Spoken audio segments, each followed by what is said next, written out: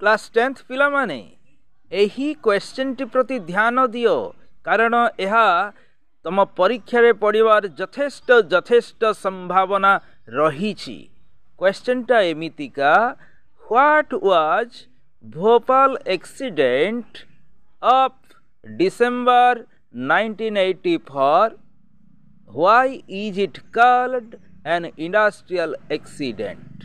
यार उत्तर भी मु कहि दउछि मन दे कि सुन आ मन रख। आमर क्वेश्चन हला व्हाट वाज भोपाल एक्सीडेंट तेणु मेन पॉइंट आसीबो गण जे भोपाल एक्सीडेंट कौन थिला ताहा लिखिबा जे भोपाल एक्सीडेंट थिला गोटे ट्राजिक इंडस्ट्रियल एक्सीडेंट ना कि आमे तबे आउ कौन जानिबा सेकेंड फेज रे कहिछि why is it called an industrial accident या कु कौन पई गोटे इंडस्ट्रियल एक्सीडेंट कुहा जाए कौन पई कुहा जाए ना एटा इंडस्ट्री रे घटी थिला से बाबद लिखिबा तेबे फुल आंसर टा मु कहूची मन दे सुन मन रख परीक्षा रे पढ़िले या कु जबरदस्त लेख।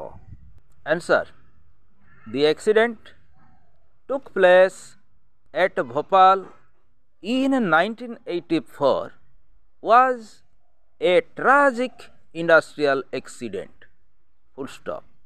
It is called an industrial accident because deadly gas escaped into the atmosphere from a chemical industry operated by Union Carbide.